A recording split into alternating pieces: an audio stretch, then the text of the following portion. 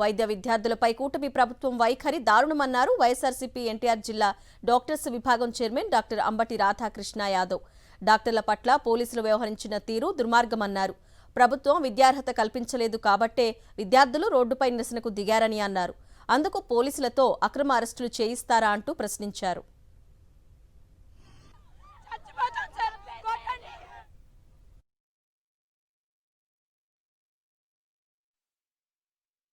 విద్యార్థుల భవిష్యత్తు కన్నా ఈ ప్రభుత్వానికి ముఖ్యమైన అంశాలు ఏంటి?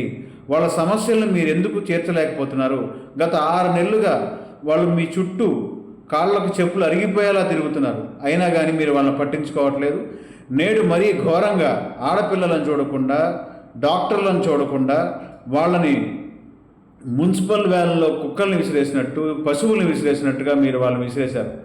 ఈ పాపం మీకు ఊరికే పోతుందా? వాళ్ళు మన రాష్ట్ర భవిష్యత్తు. మీరు ఇంత దారుణంగా వారి పట్ల వ్యవహరించడం అత్యంత బాధాకరం.